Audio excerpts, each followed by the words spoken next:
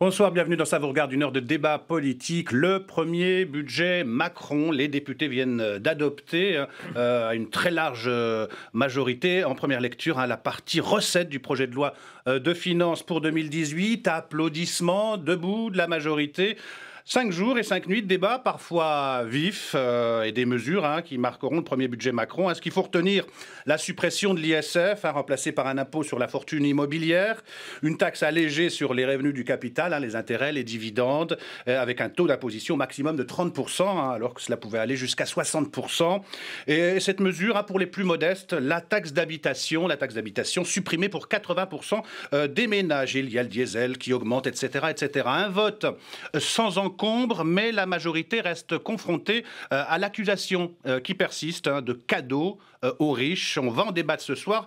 On va aussi se poser la question, Macron est-il le président des riches? L'idée où la critique revient souvent avec ses choix fiscaux. On se rappelle aussi des attentions déployées par Emmanuel Macron face aux expatriés. On se rappelle ces fameuses déclarations où il encourageait les jeunes français à devenir milliardaires, ou plus récemment sur les premiers de cordée qu'il faut favoriser. Alors vrai ou faux, en tout cas selon un dernier sondage, la majorité des Français perçoit la politique d'Emmanuel Macron comme favorable aux plus riches et marqué à droite. Premier budget Macron, les riches raflent-ils la mise? C'est le titre de notre émission. On en débat ce soir avec nos invités. Laurent Saint-Martin, bonsoir. Bonsoir. Vous êtes député du Val-de-Marne, La République En Marche, et vice-président de la Commission des Finances. Merci d'avoir accepté notre invitation. Face à vous, Éric Coquerel, bonsoir. Vous êtes député La France Insoumise, un député de Seine-Saint-Denis, membre de la Commission des Finances et porte-parole du parti de gauche. Merci d'être venu. Jean-Baptiste Danet, bonsoir. Bonsoir. Vous êtes président de Croissance Plus, une association de chefs d'entreprise qui milite justement pour que les entreprises aient plus de liberté. Vous êtes également entrepreneur. Merci d'être venu. Enfin, Bélir Nabli, bonsoir. Vous êtes universitaire, essayiste, cofondateur du site d'information et de réflexion chronique.fr. Je vous invite aussi parce que vous avez écrit récemment à propos d'Emmanuel Macron et de sa vision managériale de l'État. Ce sont vos mots, vous allez nous expliquer. Vous êtes aussi l'auteur de l'État droit en politique aux éditions Armand Collin. Avant de débattre, ce vote à l'Assemblée pour le chapitre recettes du projet de loi finances 2018, les socialistes, les communistes et les insoumis ont voté contre, comme le groupe Les Républicains. Les constructifs se sont abstenus. Cela n'a pas empêché La République En Marche et son allié du MoDem d'avoir une majorité très large pour ce premier budget Macron. Marion Châtelain. Le projet de loi de finances pour 2018 est adopté. Avec 365 voix pour et 172 voix contre, le vote des recettes du premier budget du quinquennat d'Emmanuel Macron n'a été qu'une simple formalité. Les députés En Marche et MoDem ont unanimement voté en faveur de ce projet de loi de finances. Pour Amélie de Montchalin, il s'agit d'un texte cohérent et rassembleur. Ce budget, qui était en cohérence avec le programme présidentiel, en cohérence avec notre campagne législative, avait réuni non seulement tous les députés de La République En Marche, les députés du MoDem et une partie des constructifs. C'est un vote qui montre qu'on a une majorité solide. Pourtant, ce budget n'a pas rassemblé à droite de l'hémicycle. Alors que la majorité des constructifs s'est abstenue, les députés Les Républicains ont tous voté contre à 2 abstentions près. Ils jugent ce texte déséquilibré. Commencer une législature dans un pays qui a plus de 2000 milliards de dettes par un budget dont le déficit augmente me paraît pas responsable.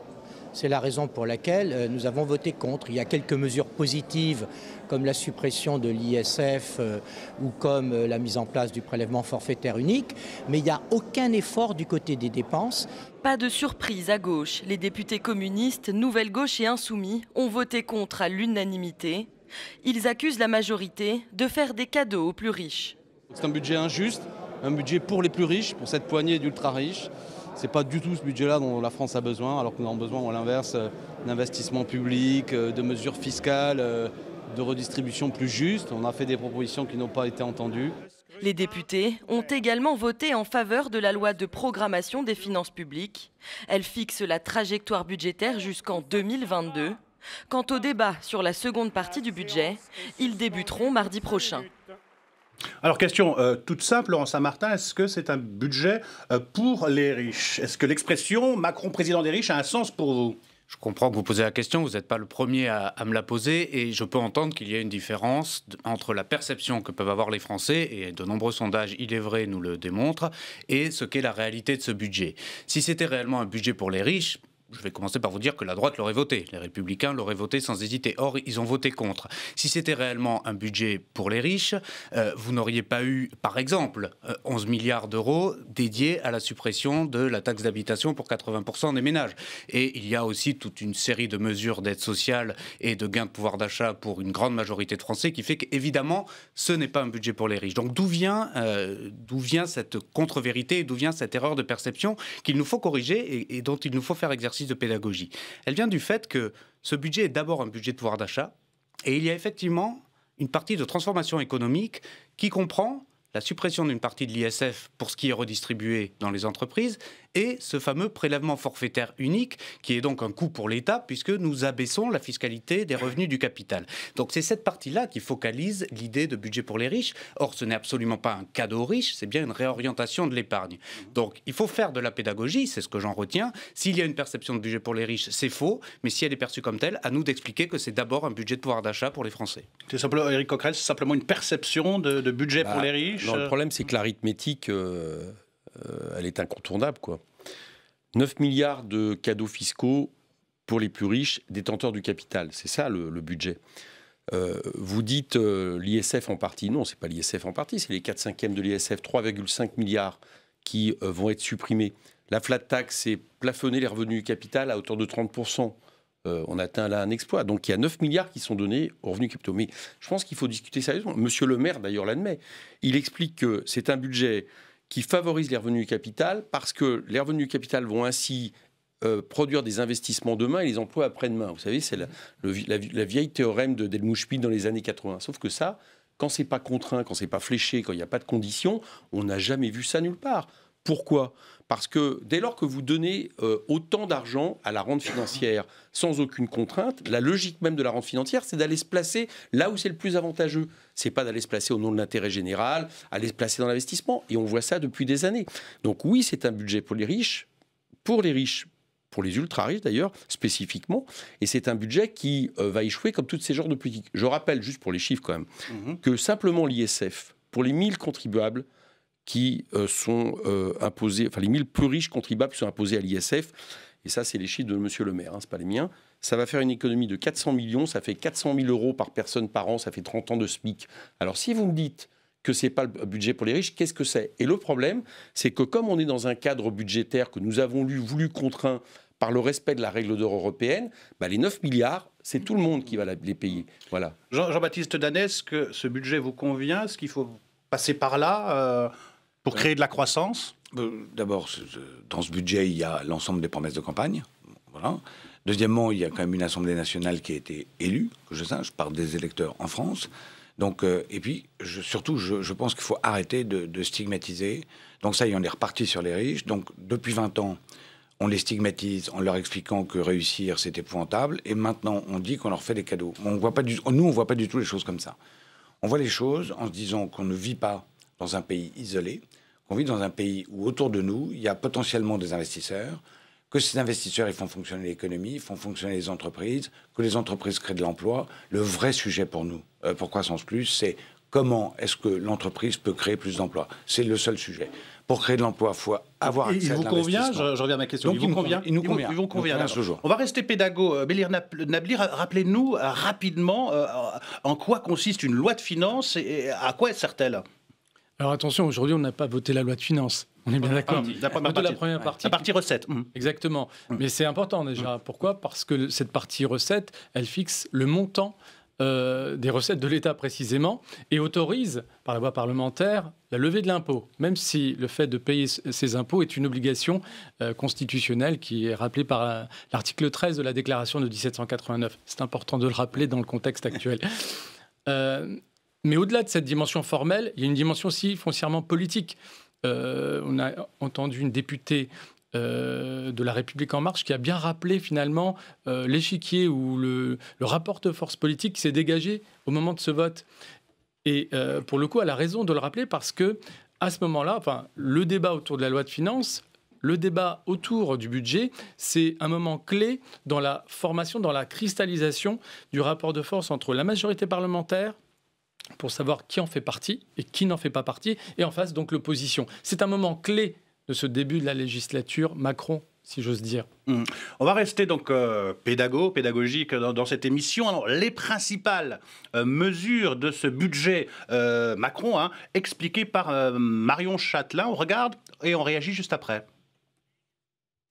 C'était le dossier incontournable du budget. La suppression de l'impôt de solidarité sur la fortune, remplacé par l'impôt sur la seule fortune immobilière. Entre la gauche qui plaide pour le maintien de l'ISF et la droite qui demande sa suppression totale, le débat aura suscité de nombreuses tensions dans l'hémicycle. Vous favorisez les plus riches d'entre les riches, c'est-à-dire ceux qui concentrent le capital mobilier, et vous n'avez aucune garantie que les ménages aidés réorienteront leur épargne sur des start-up, dans des fonds communs d'innovation ou sur l'investissement dans l'appareil productif. Et c'est un impôt qui a nui, me semble-t-il, à la compétitivité, à l'attractivité de notre pays. Alors si ce n'est pas un bon impôt, il faut le supprimer. Du côté de la majorité, toujours le même argument, orienter l'épargne des Français aisés vers l'économie productive. Nous allons libérer plus de 3 milliards d'euros qui, effectivement, nous le pensons, iront vers l'économie productive. Nous faisons le choix de la liberté, nous faisons le choix de la confiance, nous faisons le choix du nouveau monde fiscal, et je pense que cela se traduira demain par plus de croissance et plus d'emplois. Autre mesure, le prélèvement forfaitaire unique ou flat tax à 30% sur les revenus du capital. Les socialistes se sont inquiétés d'une fuite des capitaux à l'étranger. Le ministre de l'économie et des finances a annoncé miser sur le bon sens des Français pour rendre cette taxe efficace. Qu'est-ce qui garantit que cette épargne ira vers les entreprises, vers l'investissement en actions? Mais une chose toute simple, le bon sens des Français, qui ont déjà choisi de placer 40% de leur épargne dans les entreprises, dans les actions, dans les produits entrepreneuriaux, parce qu'ils ont parfaitement compris que sur le long terme, la rentabilité de ce placement est supérieure à la rentabilité des placements immobiliers. C'était une promesse de campagne d'Emmanuel Macron. La taxe d'habitation sera supprimée pour 80% des foyers sur 3 ans. Cet impôt finançait une grande partie des services publics des collectivités territoriales. L'État promet de rembourser à l'euro près, mais l'opposition n'y croit pas. La compensation in fine est un leurre, comme nous le savons par la pratique. En Seine-Saint-Denis, on est bien placé pour le savoir, puisqu'il n'est pas possible de boucler le budget en raison de la hausse du RSA, de l'explosion du RSA qui n'est pas compensée. C'est la disposition la plus jacobine qu'on ait jamais vue. Arrêtez de nous parler de pacte de Girondins et d'accord avec les collectivités. Vous prenez une disposition qui, de fait, tue la liberté locale et l'autonomie locale. Entre tensions et passe d'armes, les députés auront pris du retard pour examiner le projet de loi de finances. Fait inhabituel, ils ont dû siéger samedi dernier jusqu'à 2 h du matin. Le texte a été adopté aujourd'hui. Voilà pour les explications de Marion Chatelain. Donc on a compris la philosophie de ce budget. Ce que ne veut pas Emmanuel Macron, c'est de l'argent qui dort dans un coffre-fort. Pour lui, l'argent doit circuler, irriguer l'économie. Il faut taxer la rente, mais pas l'argent qui est investi. C'est ça oui, alors, la philosophie? Attention au vocabulaire utilisé. Quand on dit « il faut taxer la rente », ça donne l'impression qu'on va focaliser la taxation sur la rente. Or, on ne la touche pas. La taxation sur la rente, par exemple, immobilière aujourd'hui, reste en l'état. Mais effectivement, sur ce qui est l'investissement dit productif, ce qui va aller financer les fonds propres de nos PME, les fonds propres de nos entreprises de taille intermédiaire, c'est là où il y a une libération, effectivement, de la fiscalité de ces revenus du capital. Prenons un exemple pour bien comprendre, puisqu'on est dans une émission où on peut se permettre un peu de technique quand on a le temps. Le prélèvement forfaitaire unique. Pourquoi le prélèvement forfaitaire unique? Vous avez bien rappelé que nous sommes en économie ouverte et qu'il y a des niveaux différents de fiscalité dans les pays, et notamment les autres pays européens, et que d'autres pays, notamment la Suède, l'Allemagne ou l'Italie, l'ont fait depuis longtemps, depuis plus de 20 ans. Le prélèvement forfaitaire unique, alors qu'aujourd'hui les revenus du capital peuvent être taxés à plus de 60%, nous le plafonnons à 30%. Donc pour les actions, les obligations. Oui, mais ça répond à une double logique. D'abord, une logique financière et d'investissement. Aujourd'hui, en France, nous avons ce mal très domestique qui est que les produits d'investissement se font par une compétition fiscale et absolument pas par une compétition de performance. Moi, je ne suis pas d'accord quand vous dites qu'aujourd'hui, l'investissement ne va jamais dans l'utilité ou dans le bien public. C'est faux. J'ai dit qu'il n'y a pas d'investissement par rapport aux cadeaux fiscaux qui sont donnés depuis des décennies aux détenteurs de la rente. Mais alors précisément, je vais plutôt dans votre sens parce que nous pensons que cet argent-là va être investi dans les entreprises en direct. Mais attendez, j'ai compris, M. Saint-Martin, vous dites « nous pensons », d'ailleurs le ministre dit « nous pensons, je crois ». Il dit « c'est le bon sens ». Mais où avez-vous vu que dans l'histoire, à un moment donné, la rente capitaliste agit par bon sens? J'y viens. Donc une logique d'investissement d'abord sur ce prélèvement forfaitaire unique et, pour vous répondre, il y a aussi une logique de mentalité, de culture d'investissement. Parce que vous avez raison, je peux vous rejoindre là-dessus. Il n'y a pas une morale parfaite à l'économie de marché et il n'y a pas une direction évidente dès que nous libérons l'épargne pour qu'elle aille spécifiquement dans les entreprises telles que nous le souhaitons. Donc il nous faut flécher. Il nous faut flécher. Alors pourquoi aujourd'hui on nous reproche de ne pas apporter ces garanties? Parce que ce projet de loi de finances n'est pas là pour ça. Ce projet de loi de finances est là pour créer un environnement fiscal et réglementaire favorable. Et viendra le temps, dès le début de l'année 2018, où nous allons nous mettre autour de la table avec l'ensemble des intermédiaires financiers, c'est-à-dire les banques, les assurances, les fonds d'investissement, tous les intermédiaires financiers qui vont devoir proposer des produits aux épargnants et aux Français qui ne soient pas des produits de compétition par la fiscalité, mais qui soient des produits de compétition par la performance et l'intérêt. Éric Coquerel, ces efforts demandés par le président de la République sont à sens unique, selon vous? C'est évident, mais c'est évident. Je voudrais revenir quand même sur plusieurs des propos, parce que je pense qu'on est au cœur du problème. Première chose, premier étage, on nous dit on est obligé de le faire parce que la concurrence internationale fait que pour attirer les capitaux, il faut pouvoir leur offrir des cadeaux pharaoniques, jusqu'à même remettre en question, parce que ça on le dit rarement, hein, j'entends taxer, imposer, mais enfin d'abord l'impôt il est redistributif. C'est une redistribution des richesses et c'est ce qui permet même le consentement républicain à l'impôt. Donc ça, on ne l'a pas entendu pratiquement dans tous les débats. On nous a uniquement parlé de taxation. Donc au nom de la concurrence internationale et au nom d'une Union européenne qui empêche, les traités l'empêchent, toute harmonisation sociale et fiscale et qui donc nous conduisent au moins 10 ans de ce point de vue-là, eh bien nous serions sommés de nous aligner sur les pays qui taxent le moins le capital. Le petit problème dans tout ça, c'est que si ça fonctionnait, il y a bien longtemps que l'investissement aurait connu un bond en France. Parce qu'en 35 ans, la part du capital dans la valeur ajoutée a progressé de 7 points. Il était 3 points il y a environ 35 ans. Il est de 7 points aujourd'hui. Donc, de 10 points aujourd'hui, pardon. Donc, il y a eu un gain, environ 150 milliards par rapport à il y a 30 ans, qui vont vers les revenus du capital. C'est une tendance historique. Et la France, de ce point de vue-là, l'a fait peut-être un peu moins fortement que les autres pays, mais l'a fait également. Où avez-vous vu que les investissements dans ce pays aient progressé? Où avez-vous vu que l'emploi a progressé? Nous avons continué à avoir un chômage qui a monté. Pourquoi? Parce que, contrairement à ce qui est dit, et je suis content que vous confirmiez que pour l'instant, il n'y a aucune contrainte, le bon sens. Alors, on va réunir les banquiers et on va leur dire, il faudrait que vous fassiez ça. Mais là aussi, c'est une blague. Laissez-moi continuer. Oui, allez-y. Oui. D'accord. Là aussi, c'est une blague. Bon, donc, où avez-vous vu... C'est un débat. Oui, c'est un débat, d'accord, mais j'ai deux personnes là qui vont défendre le même budget et M. de Saint-Martin vient d'expliquer techniquement, alors vous allez me laisser aussi de la même manière. Je vous laisse terminer. Voilà. Donc, où a-t-on vu à un moment donné, justement, le fait que nous puissions contraindre des gens qui agissent souvent d'ailleurs avec des intermédiaires. Quand vous placez votre argent, c'est pas vous qui placez souvent votre argent directement. Vous placez par votre argent dans des fonds qui vont vous assurer une certaine rentabilité. Tout le monde connaît ça.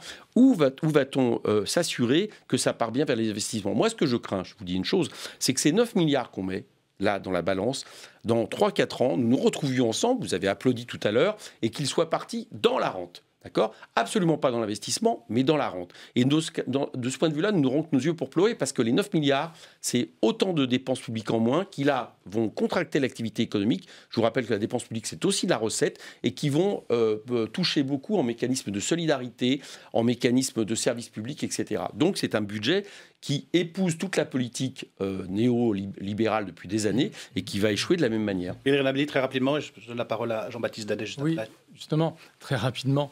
Ce qui est intéressant avec ce pari dans le bon sens qu'auraient les Français... J'ai pas utilisé le mot bon sens, le terme bon sens. Non, c'est le ministre de l'économie, en tout cas, et donc vous appartenez à la même majorité, présidentielle et parlementaire. Je me permets de rappeler donc cette notion, cette idée, ce pari en vérité.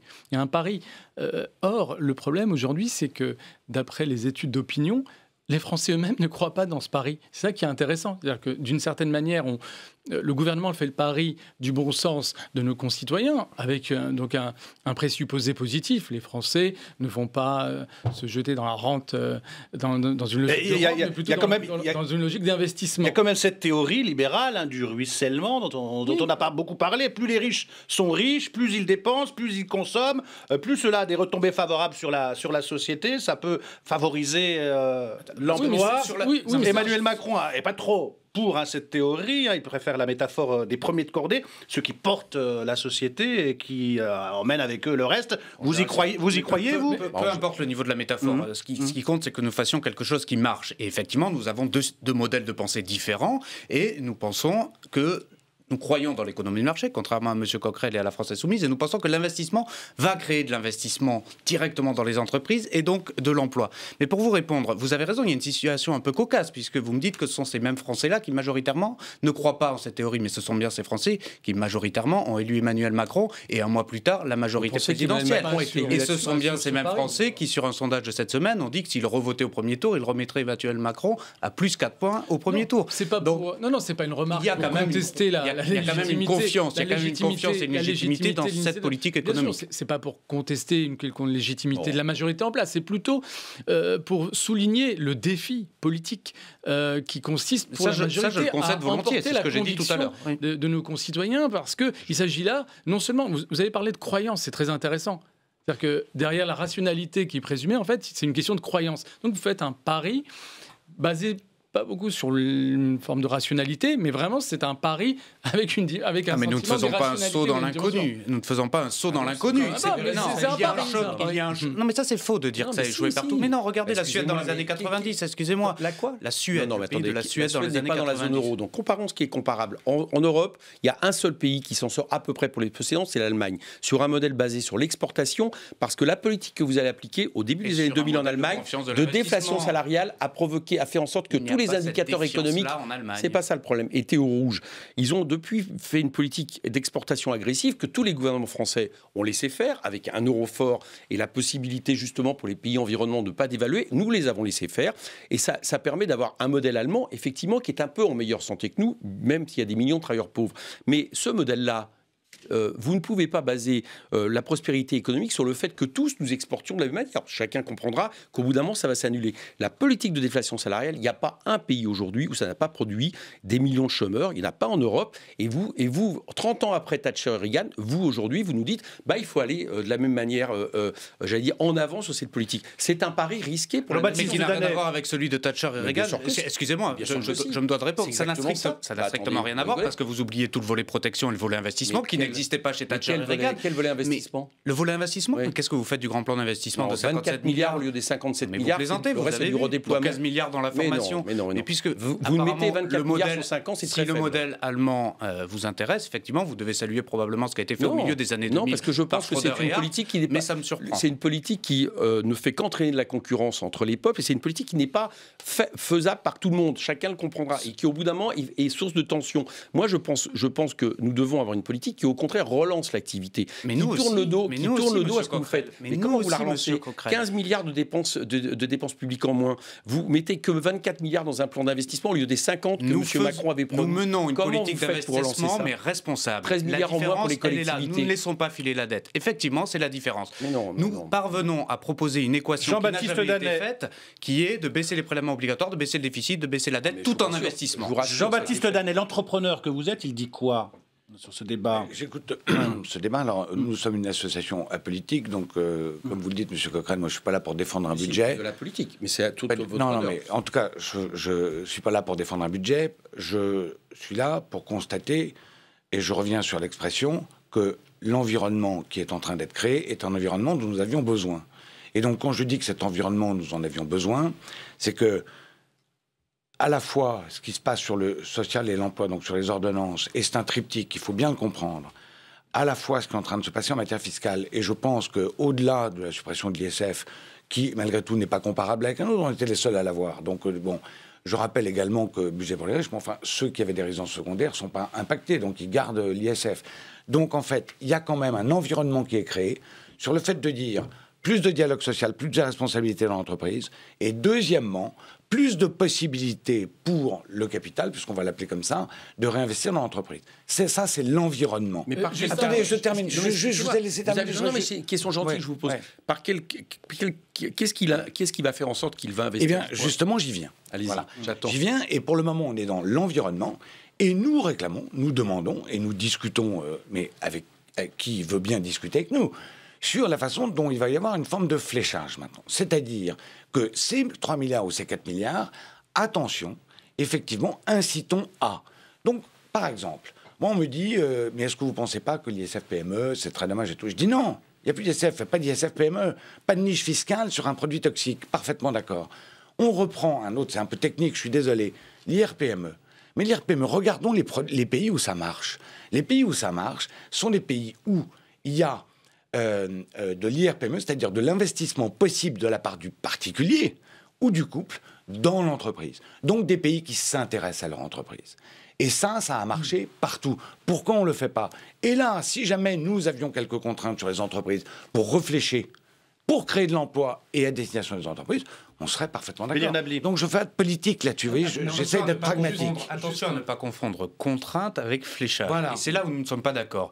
Je reprends l'exemple d'IR-PME. Il va y avoir un amendement de la majorité présidentielle qui va proposer que aujourd'hui, ce qui s'appelle IR-PME soit renforcé. Nous allons augmenter et le plafond et le taux pour que nous puissions nous assurer que ces mêmes épargnants aillent investir dans nos PME. Ce que nous voulons à la fin du quinquennat, c'est que les Français puissent enfin se dire il y a un changement de culture. Si les entreprises françaises, et surtout les PME, il ne faut pas penser entreprise égale CAC 40. C'est d'abord énormément de PME et d'ETI. Si ces mêmes PME vont bien, alors les Français vont bien. Le jour où on aura réussi... Mais excusez-moi, vous ne venez pas de prendre mesure pour les PME. Réussi cela, on aura gagné. Vous ne venez pas de prendre mesure pour les PME? Bien sûr que si. Mais non, pas du tout. Vous savez quels sont les plus gros possédants aujourd'hui de dividendes? C'est les entreprises du CAC 40, c'est les très grosses entreprises. Oui, mais et vous savez, laissez-moi terminer. Vous savez pourquoi? Mais si, il se trouve que j'étais entrepreneur il n'y a pas si longtemps, donc il n'y a pas un entrepreneur. Donc je vais vous dire le problème. C'est que depuis des années, nous payons le prix du capital non investi, qui capte des richesses de manière trop importante. Les entreprises du CAC 40, comme elles sont, comme vous l'avez dit, sur un secteur international, et que leur bonne santé ne se voit au niveau de leur taux de rentabilité, non pas au niveau de leur terme d'activité, ce qui est d'ailleurs le gros problème du capitalisme aujourd'hui, c'est différentiel entre, l'aspect financier et l'aspect réel de l'économie, qui fait qu'on a des bulles spéculatives qui explosent.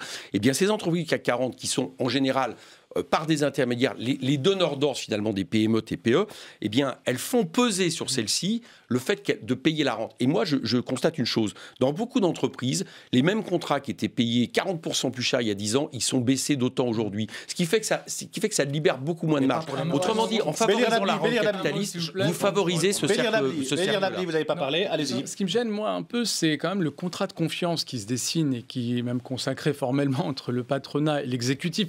Ça ne me gêne pas en soi, sauf que ça me rappelle quand même une séquence du début du quinquennat Hollande autour du projet CICE. On s'en rappelle tous. En gros, c'était aussi fondé sur un pari. On vous donne 50 milliards et en échange, vous créez 1 million d'emplois. Si je reprends le slogan...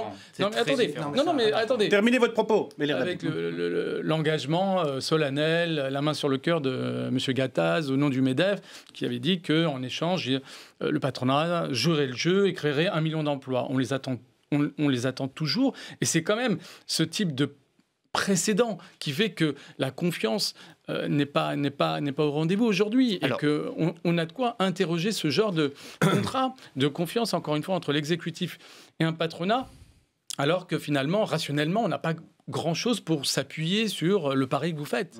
Alors, juste pour répondre à M. Coquerel, parce que c'est important. Il y a quelque chose qui est extrêmement dommage dans votre propos. N'hésitez pas à me répondre aussi. Et je vous répondrai. Parce que ça remarque. On pourrait se retrouver à un moment. C'est ça le plus frustrant, c'est qu'on pourrait se retrouver, mais vous vous trompez de colère. C'est-à-dire que vous vous trompez de cible. Vous attaquez systématiquement, et sur certains aspects on peut le comprendre, le CAC 40, et si on élargit même, les sociétés cotées.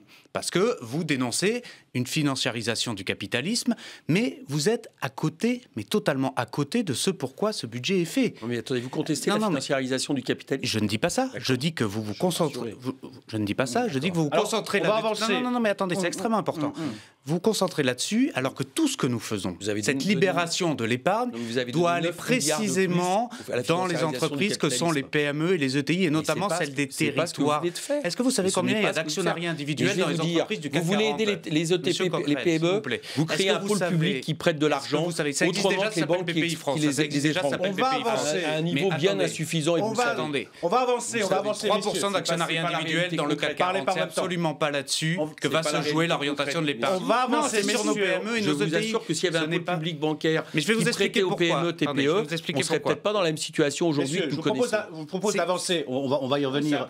C'est extrêmement important parce que c'est là où il y a, excusez-moi, mais c'est là où est le cœur du débat. C'est précisément là où est le cœur du débat. C'est pas ce que vous avez fait. Les épargnants n'investissent pas dans les sociétés du CAC 40 parce que, 1, la performance est très faible, c'est normal, ce sont des valeurs sûres, et 2, il y a une non-volonté mutuelle, c'est-à-dire que ces mêmes sociétés ne veulent pas non plus d'actionnariat individuel, c'est compliqué, il y a à peine 3% d'actionnariat individuel dans les grandes sociétés. Donc il n'est pas là l'enjeu, il n'est pas là. Sortez-vous de la tête ces 1000 sociétés cotées, concentrez-vous sur les plus de 40 000 PME en France qui sont à capitalité privée et dont les Français vont pouvoir enfin investir. Quel détenteur du capital? Vous avez fait des cadeaux aux détenteurs de capital les plus riches, c'est ça l'ISF, d'accord? Donc vous avez fait des cadeaux, mais bien sûr que si, vous avez fait des détenteurs pour tous les Français, excusez-moi. D'accord, mais le PFU à 30%, vous croyez que ça va avantager d'abord qui, à votre avis? Tous ceux qui ont de l'épargne à placer. Mais ça va avantager d'abord ceux qui vivent en termes de revenu principal de la rente capitalisée.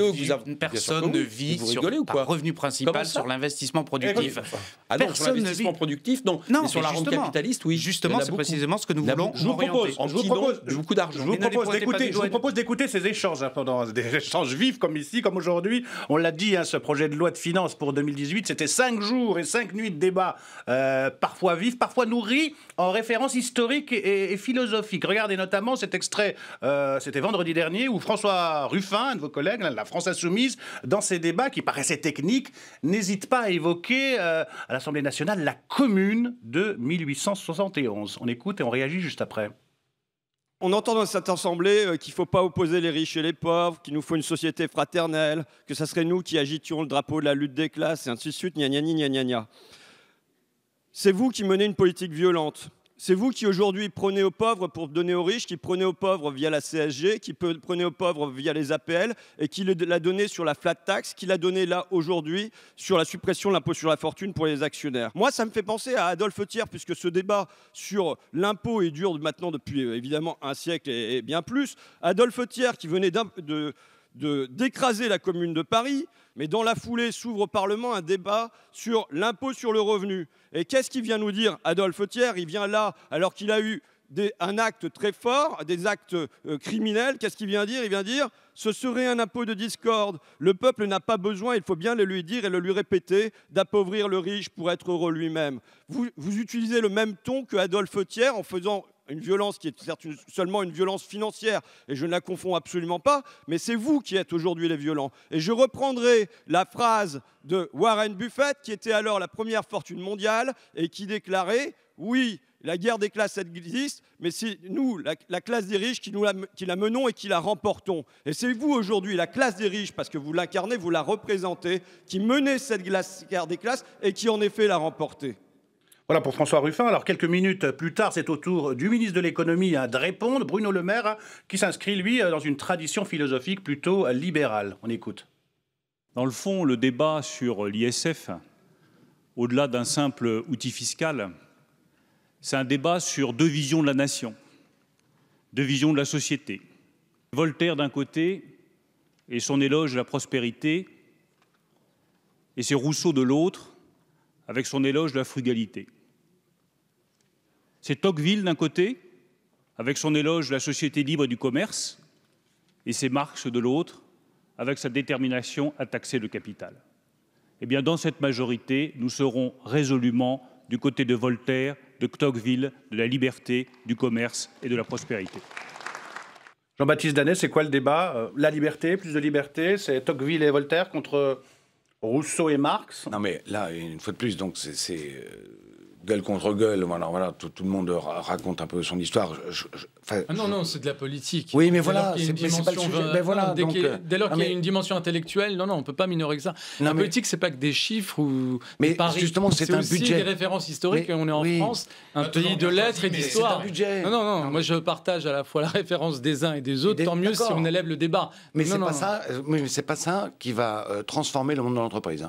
Mais c'est ça qui permet notamment de communiquer, de parler aux Français. Là, les Français, si on leur amène juste le budget des entreprises, ça ne les intéressera pas non plus. Des années, attend de voir potentiellement un exécutif qui comprend que ce n'est pas lui qui va créer de l'emploi. Attendez, c'est quoi pour vous le monde de l'entreprise? Expliquez-moi 2 secondes. Le monde de l'entreprise, c'est ceux qui créent des entreprises. D'accord. Et les salariés qui travaillent dans les entreprises, en fait quoi? En général, ils défendent pas la même politique. Si vous posez des questions et que vous faites la réponse... Non, mais je vous dis... Non, mais c'est intéressant chez les libéraux de dire que le monde de l'entreprise se résume en réalité aux chefs d'entreprise et aux détenteurs de capital. Mais si, non, je l'entends là. Non. Justement, par rapport à ce que vous disiez, je vous assure que les salariés dans ce pays... Si vous faites tout ça entre vous, c'est parfait. N'attendent pas que soient libérés comme ça, comme le dit monsieur, toutes les contraintes... Non. On va laisser répondre. On va laisser Jean-Baptiste Danet. Monsieur Coquerel. Qui produit des richesses dans le pays? Jean-Baptiste Danet. Est-ce que c'est les détenteurs du capital? Mais je vais vous répondre. Ou est-ce que c'est les chefs d'entreprise, les salariés, les artisans? Non, justement, avant tout... Non, je vais vous expliquer pourquoi. Non. C'est que si vous n'avez pas de matière première, si vous n'avez pas le travail pour transformer ce que vous faites avec la matière première, si vous n'avez pas de machine, je vous assure que vous n'avez pas de capital. Alors que l'inverse n'est pas tout à fait vrai. Monsieur Coquerel, si nous investissons 15 milliards d'euros dans la formation, c'est bien que Jean-Baptiste Danet pour nous. Je voudrais répondre à monsieur Coquerel s'il me laisse terminer. Il va vous laisser terminer. Lorsque sont passées les primaires de la gauche, c'était il n'y a pas longtemps quand même, d'accord? Il n'y a pas si longtemps que ça. Ça me concerne. Non, mais ça va vous concerner très vite, vous allez le voir. Nous avons souhaité interroger et présenter nos propositions, Croissance Plus, donc propositions d'entrepreneurs. Parce que vous me demandez ce que c'est que l'entreprise, je vous réponds. C'est les entrepreneurs. Attendez. Et nous tentons d'interroger tout le monde. Monsieur Mélenchon, vous connaissez.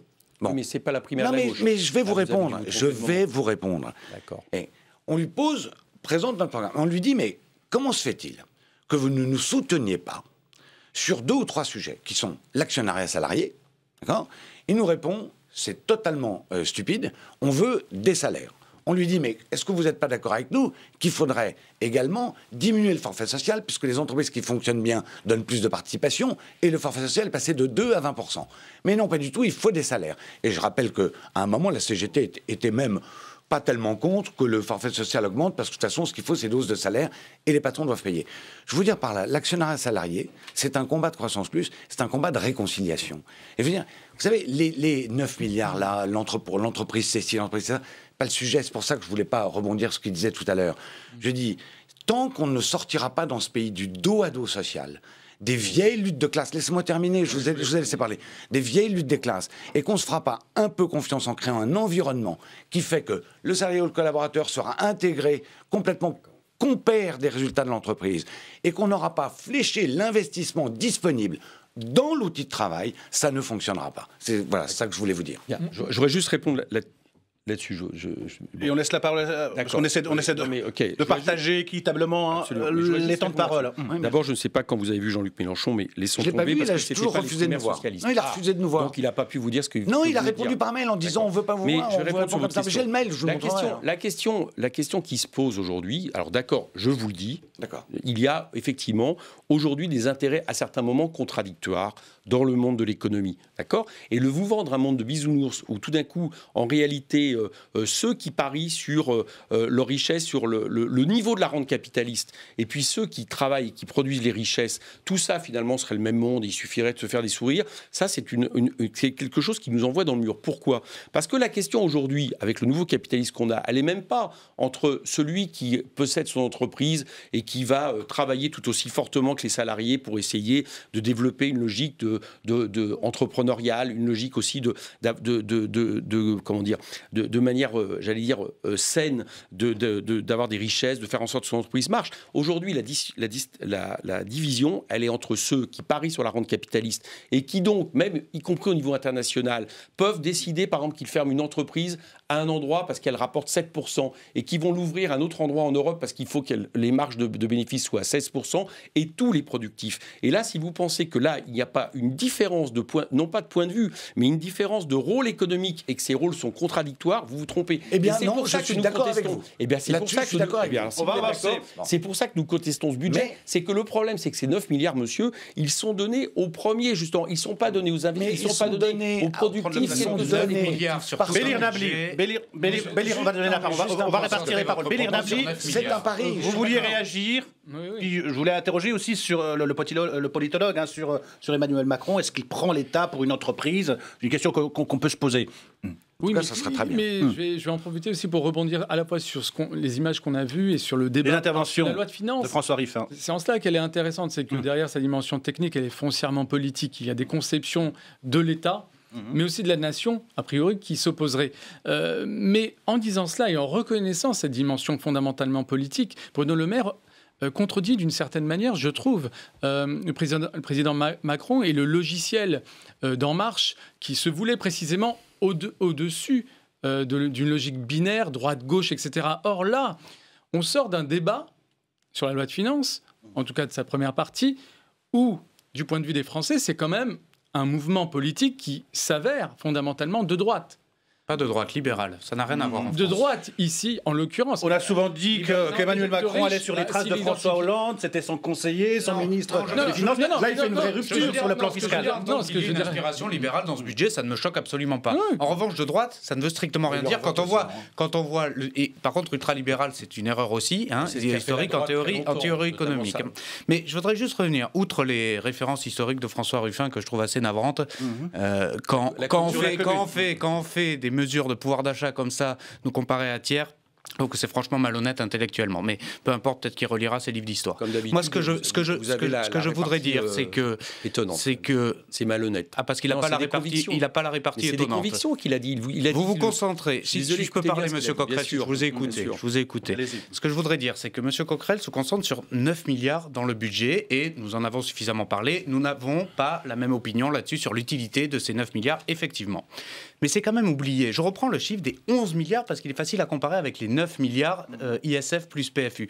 11 milliards sont consacrés à la suppression de l'impôt le plus injuste qui soit, qui est la suppression pour 80% de la taxe d'habitation. Nous avons également une augmentation du minimum vieillesse, 100 € par mois. Nous avons une augmentation de l'allocation adulte handicapé, 100 € par mois. Nous avons une augmentation de la prime d'activité. Ne me dites pas que vous êtes contre l'augmentation de la prime d'activité. Je ne peux pas vous croire. Vous donnez des miettes et vous faites semblant de donner des € par mois. cadeaux. Des miettes, mais regardez les chiffres. Vous avez dit qu'ils étaient têtus. Non, vous donnez des 9 milliards pour soi-disant les riches, alors que nous voulons l'orienter. Regardez l'ensemble des mesures de pouvoir d'achat. Vous ne pourrez pas dire que c'est un budget. Je vais vous les regarder, je vais les voir en face. Alors, on peut répondre là-dessus? Oui, très rapidement, parce que j'ai une sentinelle à vous faire. Une sentinelle citoyenne. Non, mais très rapidement. La taxe d'habitation dont on parle, d'accord, c'est quelque chose déjà. Alors, premièrement, il y a augmentation de la CSG pour tout le monde. Donc, tout le monde va payer.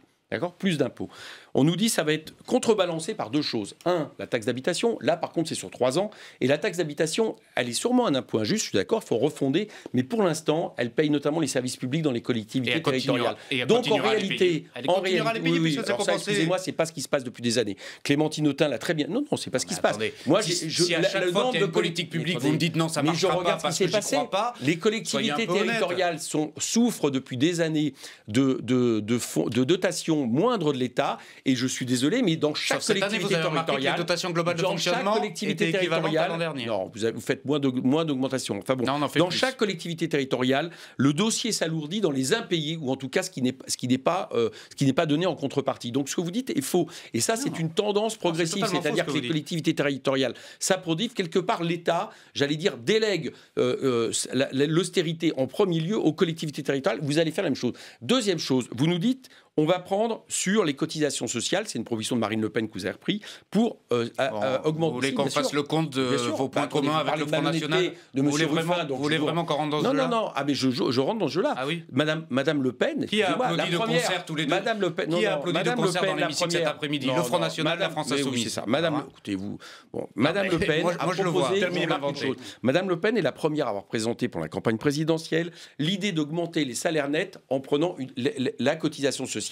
Or, le problème, c'est que la cotisation... Donc, vous proposez la même chose. Vous proposez de faire en sorte que les cotisations sociales soient abaissées pour que le salaire net augmente. Sauf que les cotisations sociales, c'est un salaire socialisé. Ce ne sont pas des charges. C'est ce que nous avons décidé collectivement, à un moment donné, de placer pour justement permettre la solidarité des mécanismes. Or, ça, vous allez l'abaisser. Autrement dit, vous prenez dans une poche des salariés ce que vous faites mine de leur donner des autres. Non, vous savez bien que c'est faux. Nous augmentons la CSG. On va avancer. Messieurs, on va avancer dans cette... Messieurs, on va avancer. Tout le monde. Bien sûr que oui. Non, mais attendez. Non, parce que jusque-là, c'est un peu honnête, mais excusez-moi. Surtout, parlez pas en même temps. On augmente la CSG et parlez pas en même temps, ça devient incompréhensible. Nous baissons de façon plus importante que la hausse de cette même CSG les cotisations salariales. En 2 fois, et je viens de vous répondre sur cette logique. Vous prenez la part collective que nous avons décidé depuis la libération de mettre dans les cotisations. Alors, on va passer la parole à une sentinelle citoyenne, Frédéric. Messieurs, je vous interromps parce qu'il faut avancer. On va passer la parole à ce qu'on appelle nos sentinelles citoyennes. Frédéric, aujourd'hui, je précise que vous êtes militant, les Républicains. Vous vouliez réagir? Oui. Je vois que l'émission dure depuis un peu plus de 30 minutes maintenant et qu'on s'est focalisé essentiellement sur l'impôt sur la fortune. Concernant le PLF, le projet de loi de finances, effectivement, c'est un acte fort, comme il a été dit en début d'émission, puisque ça oriente le budget du gouvernement pour l'année 2018 et les années suivantes. Moi, ce qui me marque beaucoup depuis le début de vos débats, notamment entre le député de La République En Marche et monsieur Coquerel, c'est qu'on est encore dans la politique politicienne. Est-ce que vous aviez une question, Frédéric? Est-ce que vous avez une question à nos invités, à poser à nos invités? Moi, avant des questions, j'avais surtout des interrogations. C'est qu'on a parlé des riches, avec cette suppression de l'ISF, suppression partielle, alors qu'effectivement, nous étions le seul pays au monde à le garder. Moi, où je m'interroge beaucoup, c'est que depuis le début, on n'a absolument pas parlé des classes moyennes, qui aujourd'hui vont être très fortement impactées par ce budget, qui représente plus de 50% de nos concitoyens. Et je veux bien qu'on parle de Paris, qu'on parle d'augmentation de pouvoir d'achat. On va en parler. Excusez-moi, monsieur Saint-Martin, je pense. Voilà, merci Frédéric. Voilà la question, les classes moyennes oubliées, ce budget. C'est une excellente question, et non, les classes moyennes ne sont pas oubliées. Il y a effectivement quelque chose qui est assumé dans ce budget, c'est que 4 Français sur 10 seulement vont perdre en pouvoir d'achat, et ce sont les 30% des retraités les plus aisés. C'est assumé, nous le disons. Ces 30% des retraités les plus aisés vont voir leur CSG augmenter et ne vont pas bénéficier par définition de la baisse des cotisations salariales et vont continuer à payer la taxe d'habitation. Ça, c'est vrai. Ces personnes-là, et c'est de la redistribution fiscale et sociale, comme vous l'avez bien précisé tout à l'heure, qui va servir notamment à financer l'ensemble des salariés, de la classe active et particulièrement ceux les plus précaires. Nous n'avons jamais eu en France une classe retraitée aisée aussi aisée. Nous n'avons jamais eu en France une classe active précaire aussi précaire. Nous faisons une redistribution par la fiscalité. Ça commence à 1 350 € les retraités. Absolument pas, parce que vous savez très bien que la taxe d'habitation commence à 2 500 € et que ces retraités-là gagneront en pouvoir d'achat grâce à l'exonération de la taxe d'habitation. Vous le savez très bien, c'est vous-même qui dites que les chiffres sont têtus et je vous donne raison là-dessus. C'est vos chiffres. Il y a 30% des retraités qui vont continuer à payer la taxe d'habitation et qui verront leur CSG augmenter. 30%. Donc, ces personnes-là... Vous considérez qu'un retraité favorisé, c'est à partir de 1 350 € par mois. 2 500 €, ne soyez pas... Mais ne soyez pas hypocrite, puisque vous voyez très bien que c'est à partir de la taxe d'habitation. Vous pouvez avoir des termes un peu moins méprisants pour ceux qui ne sont pas d'accord en politique avec vous. Je vous respecte totalement. Je vous demande juste de bien regarder les chiffres, et vous savez très bien que c'est donc à partir du seuil de la taxe d'habitation qu'il va y avoir la perte de pouvoir d'achat, et c'est 2 500 €, pas 1 200, vous le savez. Au-delà de mesures, au-delà des chiffres, il y a le style Macron. Est-ce que ce style-là n'est pas violent, voire méprisant? On a entendu parler de fainéants, on a entendu parler du costard, des ouvrières, de GAD, illettrés. C'est quoi? On privilégie ceux qui ont réussi? Au-delà du discours. Est-ce qu'il y a un mépris de classe? au-delà du discours du président, le témoignage auquel on a assisté également remobilise à nouveau une lecture de lutte des classes, j'ai l'impression. Les classes sociales sont de retour. Que dit la loi de finances sur la classe moyenne ou les classes moyennes? Que dit une loi de finances qui est aussi présentée comme étant favorable à la classe dite des plus riches, etc. Il y a une lecture à travers le prisme des luttes des classes qui est remobilisée et qui nourrit aussi, j'ai l'impression, effectivement, par à la fois le discours et la posture présidentielle, pas de manière volontaire, j'imagine bien, mais peut-être de manière inconsciente. Mais incontestablement, il y a là, dans la communication présidentielle, quelque chose qui fait que, involontairement, inconsciemment, on nourrit un retour de la lutte des classes. Je voulais vous rappeler donc, les propos du président de la République lors de son intervention télévisée du 15 octobre. Je ne crois pas à la jalousie française qui consiste à dire il y a des riches, taxons-les, nous porterons mieux pour que notre société aille mieux. Il faut que les gens réussissent, il ne faut pas être jaloux d'eux. Jean-Baptiste Danet. Il y a une partie de la phrase que je partage complètement. Je pense que dans ce pays, depuis trop longtemps... On est jaloux des riches? Non, mais ça a été installé. Ça a été complètement installé. Et notamment avec l'ISF. Ce qui a été installé, c'est ce mépris du succès. Or, le succès conduit à la croissance. Et la croissance conduit à l'emploi. On peut le tourner tant qu'on veut. Mais ça a été installé par qui ou par quoi juste? Mais ça a été installé dans les têtes par le fait, depuis 1980, qu'il y a un problème dans ce pays. Il y a quand même un problème. C'est à cause de quoi? Il y a quand même un petit souci. C'est que attendez, si je finis pas ma phrase... Alors, je vous réponds. Terminé. Vous avez raison. Voilà. Non, mais il y a un problème. C'est qu'en France, on a tenté de résoudre les crises économiques par la taxation du capital, systématiquement, au lieu de donner l'opportunité de faire réinvestir le capital dans l'entreprise. C'est une norme, mais oui, c'est une norme. Ce que je constate aujourd'hui, vous avez été choqué par ce terme de jalousie? Oui, bien sûr, mais comme les termes de feignant, etc. Non, mais pas jalousie, mais pas par jalousie. Je préfère répondre allez-y. À l'idée que ça serait une pensée. Vous savez que, parallèlement au fait que la part du capital augmente dans la valeur ajoutée, ce que c'est les chiffres de l'INSEE, en même temps, l'écart des richesses en France n'a pas cessé de croître. Dans la décennie 2000, les 1% les plus riches ont vu leur revenu exploser de 46%, tandis que la moyenne nationale était 4%. Donc s'il y a un problème, c'est bien parce que justement, ce qui était quelque part le compromis imposé depuis la Libération, et qui n'est pas Marx, parce que Monsieur le maire parle de Tocqueville et Marx, mais entre les deux, il y a quand même le fait qu'à un moment donné, le capitaliste a été empêché de faire ce qu'il voulait, notamment après la Libération. Bien, et depuis les années 80, on assiste, et c'est pour ça que je comparais avec la politique de Reagan et Thatcher, parce qu'elle était assumée, à une baisse du taux d'imposition qui favorise les plus riches. Et ce que je vous dis là, ce sont des chiffres, puisque vous parlez de chiffres têtus. Donc c'est pas un sentiment, c'est une réalité. Et le problème de ça, c'est qu'on n'arrête pas de nous faire comme si, quelque part, en réalité, on disait sauvons les riches, quoi. Les pauvres riches. Ce n'est pas ce qui se passe. Le mot de la fin, Laurent Saint-Martin, le mot de la fin, très rapidement. Allez-y, le mot de la fin, Laurent Martin. Je pense que sur cette théorie, c'est la réalité. Non, mais vous regardez l'économie dans le rétroviseur. C'est ça le problème. Non, oui, attendez, dans le rétroviseur. Je regarde les 30 ans qui voilà, Laurent Saint-Martin, le mot de la fin. Il faut, c'est regarder ce qui peut se passer demain.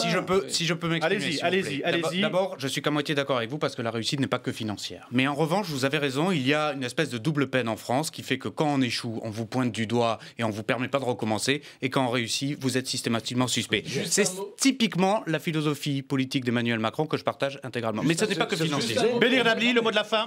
Un mot pour dire que parler de jalousie en la matière, c'est une manière aussi de neutraliser le politique. C'est un problème politique auquel le pouvoir est confronté. On ne peut pas résoudre les tensions sociales dans un pays en termes affectifs, en des termes psychologisants. C'est un peu minorer un peu la conscience citoyenne. Voilà, avant de terminer, je voulais montrer ce sondage. 88% des Français qui pensent que la politique d'Emmanuel Macron est favorable aux grandes fortunes et marqué à droite.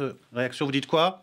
Ils ont pas dû comprendre. Je dis que nous avons un grand effort de pédagogie à faire. Si 88% des Français le pensent, c'est que le budget est mal compris. À nous de mieux l'expliquer. Ça montre une fois de plus que le peuple français est très politique et comprend bien les politiques qui sont appliquées. Ce sera le mot de la fin. En tout cas, merci à vous quatre d'être venus débattre. Merci à vous de nous avoir suivis. Merci à Soisic Bonvarlet pour la préparation de cette émission. Demain, on se retrouve, même heure, même endroit. On parle de toute autre chose. On parle exclusion chez les Républicains.